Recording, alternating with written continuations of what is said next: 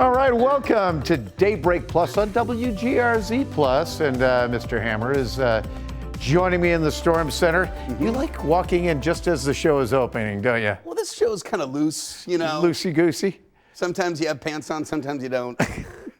Sometimes you show Never up. fear, that never happens, and it won't happen. What are we looking at here? We are looking at snow, Pete. This is Miami, Florida, where they currently have a cold snow. This is Salamanca, where some pretty healthy lake effect snow showers are. Yeah, I mean, downtown, we've been talking about the cold, but there are still areas that are certainly getting their share of snow this morning. And you know, I told you about my research trip yesterday. Yes, this is fantastic. So I'm just driving around Hamburg, and I get to a stop, and I look at my radar, and I'm like, ooh, look at that snow band over like the Boston Hills going up to 219.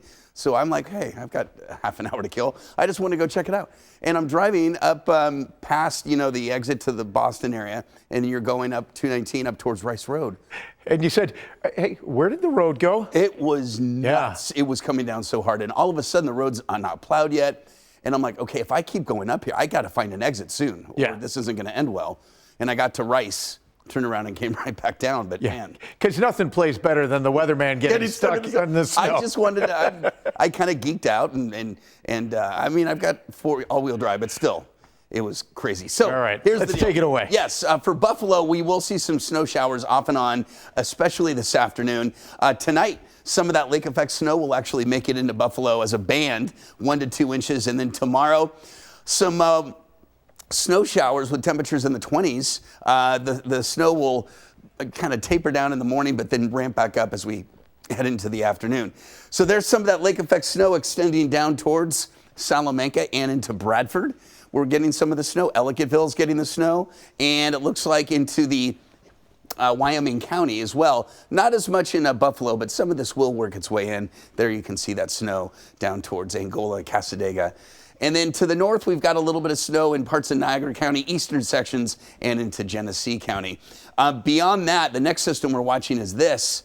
This is the snowmaker for tomorrow, midday and into the afternoon. So here we go, a future look. You can see snow showers really enhancing and expanding northbound as we head into the afternoon. And then for tonight, here comes that little lake effect snow band that'll head up in towards Buffalo, then fade away. Then tomorrow afternoon, we're going to see some widely scattered snow showers, but it's area wide. It's not going to be just lake enhanced. We're going to see snow showers through much of the day, much of the second half of the day. Snowfall totals today, 3 to 4 inches, Boston Hills, 4 to 6 in the hills of Chautauqua County, very negligible farther to the north. But then this is the snow for tomorrow, where we'll see another 2 to 4 inches tonight and tomorrow, 3 to 6 for areas to the south. All right, long range forecast. We do have more snow on tap for Saturday, and then Arctic air comes in for Monday and Tuesday. Looks like we're going to see temperatures bottom out next week. My goodness. Highs in the single digits to low teens. Overnight lows very close to zero. A weather impact still for the southern tier today. Snow tomorrow. Dry weather on Friday. Then on Saturday, some snow showers. And then it gets much colder Sunday, and then certainly into next week. So that is kind of the outlook over the next couple of days. And it does appear that, again, this is kind of this cold snap now is a precursor to the snow that is coming. Oh, I'm going to walk back this way. That is going to come back, or the cold that's going to come back next week, Pete. Boy, we may be looking at weather impact alert days for cold temperatures. I was thinking about that. Because, the cold we're probably going to issue that for next, Monday, Tuesday. Yeah, I remember a string in February a few years back where we had temperatures of -5, and that was that's uncomfortable. We don't get sub-zero every year here. Right. And I think we may get that this year. All right, well, we'll talk about that next week, because this week we are talking about this Sunday's divisional round game at Highmark Stadium. The Bills hosting the Ravens, and a lot of people are pointing back to that Week 4 disappointment as a way to predict Sunday's outcome. The truth is, though, we talk about the Bills being a different team, but both teams are different this time around. Bills and Ravens have both gone through significant changes. Let's take a look at the Ravens first. The Ravens' run game is even more difficult to defend now because Lamar Jackson is running the ball even more. He carried the ball 15 times last week against the Steelers, which is his most since week 3. Also, the Ravens actually had one of the worst defenses in the league in week 4.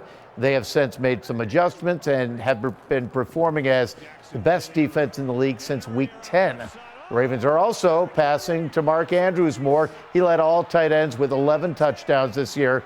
Bills defensive coordinator Bobby Babbitt spoke about the challenges that lie ahead Sunday. Oh yeah. Oh yeah. No one likes losing like we lost. No one likes that. I mean, we're all competitors. We're all here for a reason. And that's not to take anything away from Baltimore. They put it on us. And, obviously we're looking for a better performance this time. And, we can, sometimes those scars help you, when you do have the chance, in this case, to play a team again.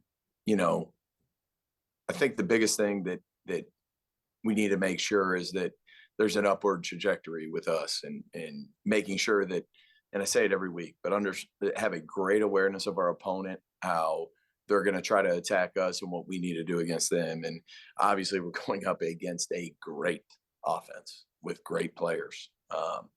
And I think our defense will be up for the challenge.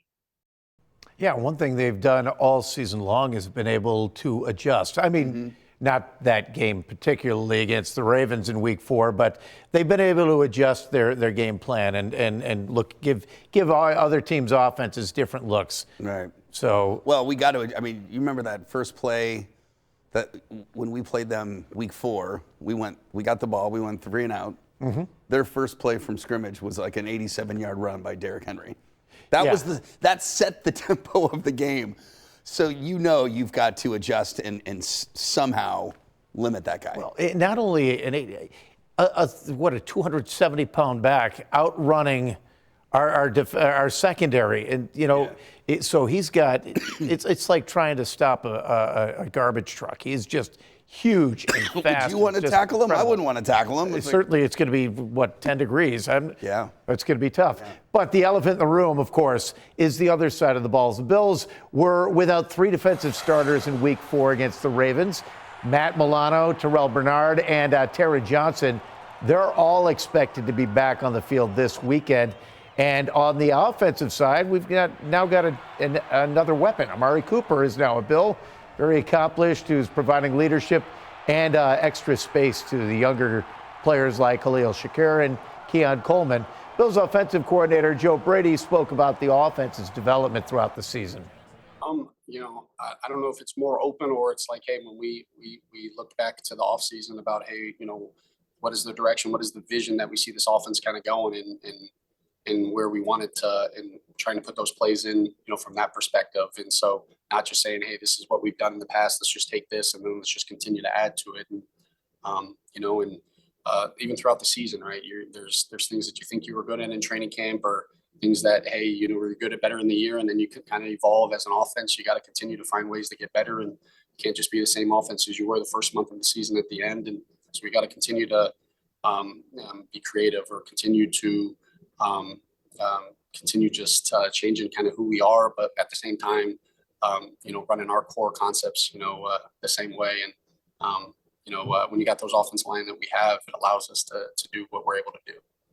Yeah, and a lot has been talked about the Ravens' running game, but the Bills' running game is pretty good as well. They've got several weapons back there, not the least of which is Josh Allen, who's about the size of Derrick Henry and can throw the ball 70 yards. Yeah, that's true. James Cook is having a great year. Hopefully Ray Davis can come back, and then who's the guy that scored, another running back that scored that touchdown? Samuels. No, he's a receiver. Who's the guy that scored that touchdown in the back of the end zone? Number 26. What's his name? Oh my gosh. My daughter loves him. Loves him. Yes. Somebody find his name. And she met him before the game too. No. The guy that caught the end zone pass from Josh Allen way in deep. No. All right. Well, we'll look into that. And I know, it's blanking on his name. You know what's scary to me? What? Is when you blank on something, I blank on it as well. It's right there. It's right there.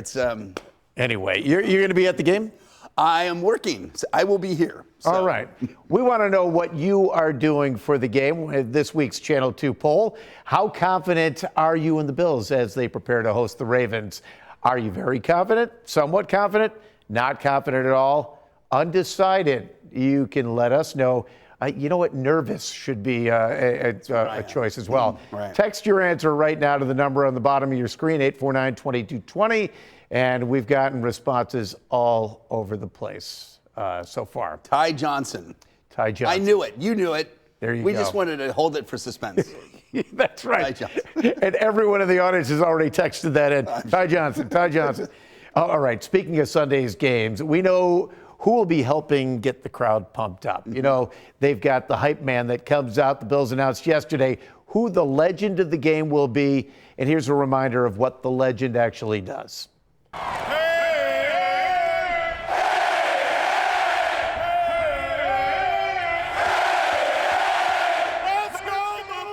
Yeah, Kyle Williams was there last week. We've also seen Andre Reed, Doug Flutie, Peerless Price, and others take the field and lead the crowd in the shout song, and also say Marv Levy's iconic phrase, "Where else would you rather be than right here, right now?" So this week's legend for the game, Fitzmagic. Yeah, that guy right there, Ryan Fitzpatrick.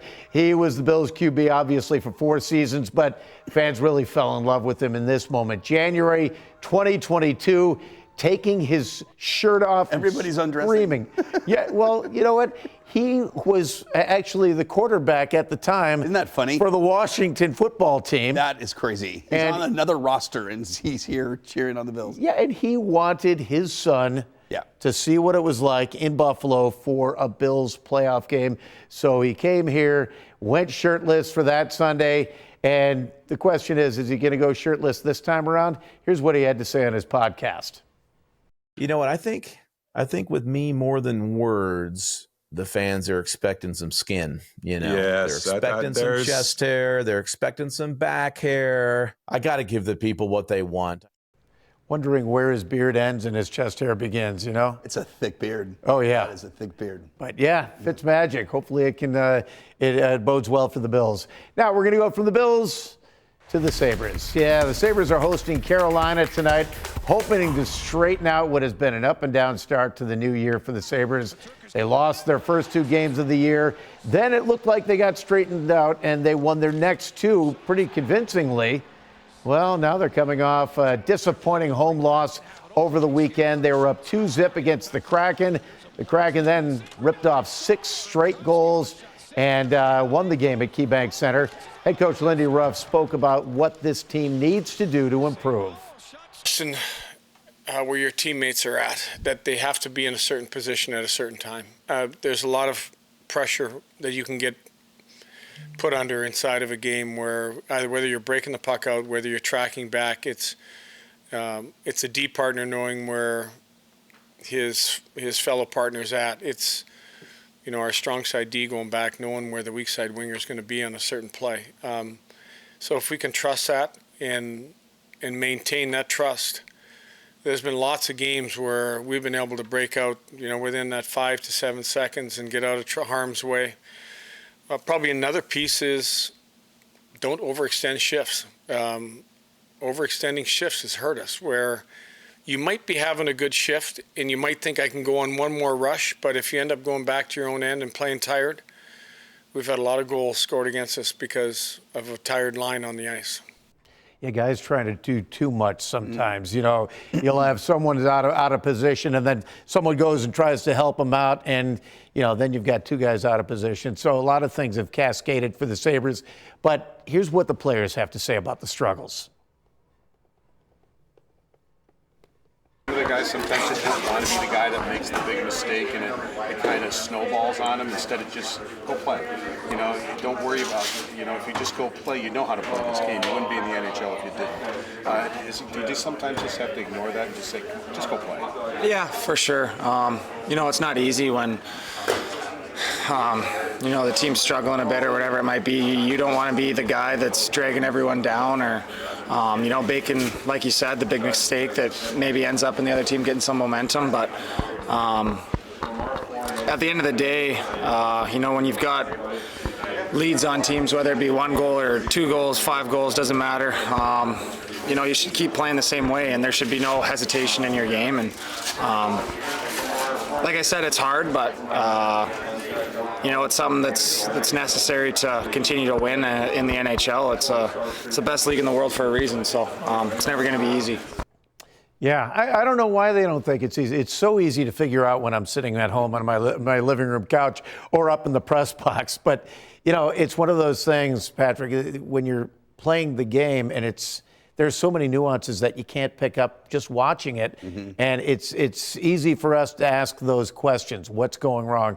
Is it a lack of offense? But is it a lack of leadership? Who knows? But if it was easy to figure out, they wouldn't be in that position. Right. So hopefully they can get things going in the right direction starting tonight. It's tonight, 6 o'clock. 6 o'clock face-off, yep. And Carolina Hurricanes. Are they good? Are they?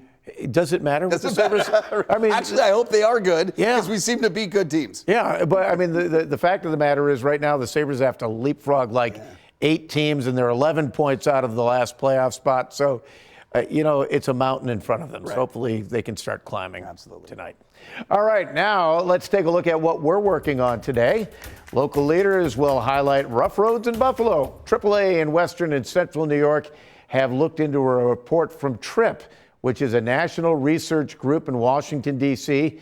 The report says drivers in Buffalo spend about $2,000 every year because of bad roads and potholes. A virtual news conference on the issue will be happening in just a little while, 10 o'clock this morning. If you're interested, you can watch it on tripnet.org, tripnet.org. And the acting finance commissioner says he should have a full list of how American Rescue Plan funds are being spent by the end of next week. Ray Nosworthy told the Buffalo Common Council he is committed to reporting the numbers sooner than later. Organizations will have until December 31st of next year to spend the rescue plan funds, or the city could reclassify that money for another project. Although at this time, Nosworthy says there is no plan to do that. Big day in the theater district, and for one particular Buffalo theater, Shays Buffalo. Today marks 100 years since crews broke ground for the theater that opened to the public a little more than a year later. But today, the Performing Arts Center is kicking off its centennial celebration. And this morning, Shays and Western New York leaders will gather at the theater to announce plans for the year-long celebration. We'll bring you more information about that later today, starting out on Most Buffalo. Now, we've got a live look at Lake Erie, and we've been talking about this, Patrick, all morning, about the lake freezing over. You can see some of the ice starting to develop right around Erie Basin Marina and right at the mouth of the Buffalo River. So it's the lake temperature is finally cooperating for ice development, right? Yeah, I think let's go through it. I think ice is going to form on Lake Erie in a hurry, most likely next week, okay? I think we do ice it up. Currently, the lake is at 34 degrees, okay? So 2 degrees down from this, we'll begin to see a more widespread ice form. We're getting it kind of on the edges right now. Now, what about historically? What about the last 10 years? Lake Erie ice cover in the last 10 years has had 6 of those years fully ice covered, but only 4 years where there was no ice cover. And that included last year, the year before that. So the last 2 years have had 0 ice on Lake Erie. 2020, a few years before that, and 2017. As we go to the years recently where there's been ice cover, it looks like this. Whoops. Here we go. We'll get rid of this. I don't know why the snow's showing up there. Let me back that up just a little bit. Okay, these are years, and as you can see, we've got ice on the lake now. Ice cover was complete in 2022, 2021, 2019, 18, 16, and 15. So, more years than not, you get ice. But over, let's say, 40 to 50 years, there has been a slow decrease in the frequency with which we get ice. Now, one of the things about lake ice, it puts a cap on lake effect snow. You still will get some lake effect snow, even with ice cover. If you have little ponds of water on top of the ice, that can help, but it greatly reduces lake effect snow. So for fans of dry weather or lessening the snow threat, you like the ice, because that could play a role. You still can get bigger system snow and storms like that, but it does show signs of it icing up. And the part of the reason is that we do have a blast of Arctic air coming Sunday, Monday, and Tuesday of next week. It's really going to cover the whole nation, but this is going to be truly some cold air. We're talking highs in the single digits to low teens and overnight lows close to 0. Really quick, speaking of the cold, let's talk about the Sunday Ravens-Buffalo Bills game. Right now, temperatures at kickoff in the teens. This will be reminiscent to that playoff game against the New England Patriots 3 years ago, which was 3 years ago tonight. Frigid wind chills anywhere a few degrees either side of 0, and light snow is also possible. 6:30 kickoff means, yeah, we're going to maximize the cold because the sun will be down. So there we go, Pete. A cold game, but you know what? Recency has shown we've played pretty well in cold, Pete. Yeah, and you know, I'm looking at the lake and the lake ice and everything. Yeah. But one other thing that our director, Mike Tamil, pointed out is sub-zero temperatures and right around 0. That means ice wine season's upon us over in the Niagara region as well. They can harvest the ice wine once they hit certain parameters temperature-wise. Yes, So, and I heard. Have you had it? Is it good? I haven't. it's certainly an acquired taste. Yeah, gotcha. it's you know it's very, very sweet. But a lot of people love it. It's not my favorite variety, but speaking of ice, some people try to avoid the ice in winter, but that's not the case in Minnesota, as you well know. The state of Minnesota is now home to the Guinness World Record of the largest ice maze, and they broke a 15-year-old record set where? Right here in Buffalo. Yeah, Jessica Hart guides us through the chilly maze. There are so many twists and turns in this ice maze. I mean, it's no surprise. It's the largest one ever built. The previous record was set in 2010 in Buffalo, New York. That ice maze was nearly 13,000 square feet. The one at TCO Stadium is over 18,000 square feet. A maze so large, even the sun can't melt it. CEO of Minnesota Ice and the Minnesota Ice Festival, Robert Harrell, says on average it takes people between 20 and 30 minutes to get through the maze. To keep you extra busy, there's even a scavenger hunt along the way. Harrell says they started making ice in September and spent over a month piecing it together. We're such an outdoor group, and we embrace the winter and we enjoy it, and so it was really cool to bring this record to Minnesota, and hopefully we'll break it again. And there's so much more here than just the ice maze. They have an ice bar, they have food trucks, they have cool ice sculptures throughout the whole place. And of course, they have a warming house so you can get warmed up in between different activities. You can get your tickets online to come visit the ice maze through February 16th.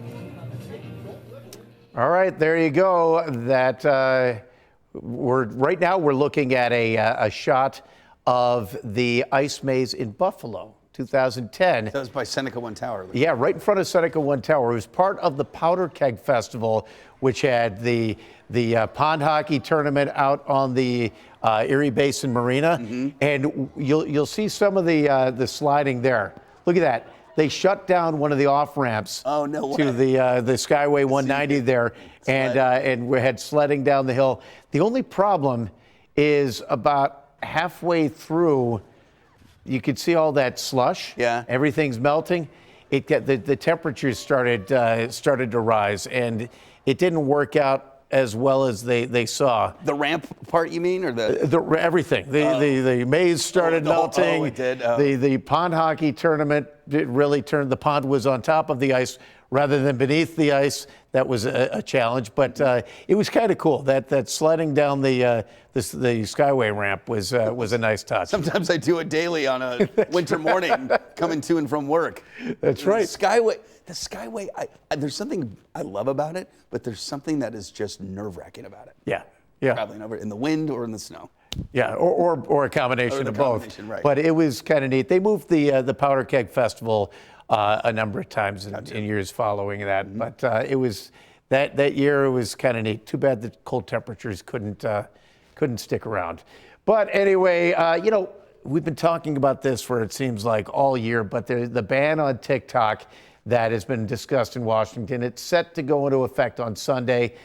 This comes as downloads steadily increase for a new app called Red Note. It's part of the ever-changing trends involving social media, and we reflected on past apps earlier this morning on Daybreak. Look at the last really big launch of a social media platform? Do you guys remember what it was? Threads. Threads. Did that go away? Everyone got it when it started. Who uses it now? I still get these friend requests. I'm like, I posted once a Yeah. year ago.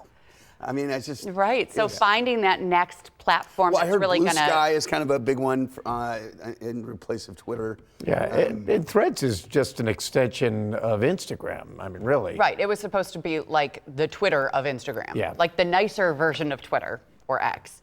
It just, no one uses it anymore. So I just don't know what's going to actually replace TikTok if TikTok goes away, but we'll find out. You can do videos though. What's the difference between TikTok and Instagram? Or Facehouse or Facebook? We'll talk about it during the streaming show at 9 o'clock, okay? And there we are. We're talking about it. You know, it's supposed to take the place of your MySpace, right? Right, yes. In my Napster for my music. Oh, there you go. There you go. All right. Well, you know what today is? National Bagel Day. Have you had your bagel yet? I have not had a bagel yet. All right. Well, there's something to do for lunch. The popular breakfast staple's origins date back to the 13th century Jewish bakers in Eastern Europe. Now, if you want to celebrate, Panera and Bruegger's are both offering deals. Now, what's your go-to bagel? I like the everything, and I like blueberry, and I like cinnamon raisin. Any certain types of schmears that you like on it? That's cream cheese. No. No. I like. No. I was trying to think of what I like with. I love lox, and I love capers, and I love the plain cream cheese. Lox, cream cheese, onion, lox, capers, red onion, thin slice of tomato. Little pepper. There you go. Oh well, yeah, but the capers are. Yeah, the capers. Those are clutch. Those are little surprise bombs. Yeah, exactly right. you bite down on one of those and you're like, hello. That's right. Now, if you're a member of Bill's Mafia, as I'm sure you are, you can join in on the fun as well. Power City Eatery is offering these Bills-themed bagels until tomorrow. It's kind of like the green bagels on St. Patrick's Day, only red, well, brown and blue for Bills Sunday. So that's very cool. What kind of schmear do you put on that? That's where the white of What do you mean the kind of schmear? Yeah. Like there's. Well, you've got jalapeno. You've got all kinds of different flavors. I'm sorry. Yeah, you're right. Flavored cream cheese. I just like them. Oh. Keep it simple with the cream cheese. And everything bagel with jalapeno cream cheese. Oh, is that heaven? Oh, okay. Yes. I'll try that. Little slice of heaven. Okay. But the lox, yeah, that's classic. You're classic. Classic something. Classic at bagels. What an achievement. We have an update on a story that we shared yesterday on Daybreak, and this is a great one. A 7-year-old boy who needs a specialized stand-up wheelchair after a recent surgery left him unable to walk. This morning we had some good news for you. Zion Smith will get the $14,000 wheelchair that his insurance company declined, by the way, thanks to Scott Beeler, president and CEO of Western Automotive. Beeler said he was moved by Zion's story, and now he's covering the cost to help Zion get the chair that will likely help him to progress and hopefully get out there and walk again. When you saw some of the pictures that were of him bowling and that, it was a story that touched a lot of people's hearts. So, and Scott Beeler, it touched his wallet as well. Thank you very much, Scott. That's so cool. All right. Well, looking at Bills tickets, if you're in the market for wanting to go to the game tonight, ticket prices holding steady ahead of the Ravens-Bills game. Right now, Ticketmaster, the lowest resale ticket is just about $200. That includes the fees, though. Our team also looked at prices on Vivid seats, which are a bit cheaper at about $190. And we'll be keeping an eye on the prices as we get closer to Sunday's game. All right. I'm not good at searching out those aftermarket tickets. No, I don't trust. I'm always nervous. I like having a ticket stub in my hand, things that are sent to me, But that's kind of the modern way to do it. But this game, man, I'm telling you, I am excited. But it is a pick'em game, man. I think the Ravens are favored by 1.5. Yeah, and that's just flip a coin. Flip a coin. That's a coin flip. Maybe that's what they need to do. Just when they do the coin toss, say, all right, Bills win. There you go. And then everyone gets to celebrate. That'll reduce the amount of anxiety. That's right. Hey, that's it for Daybreak Plus. Thanks for joining us once again.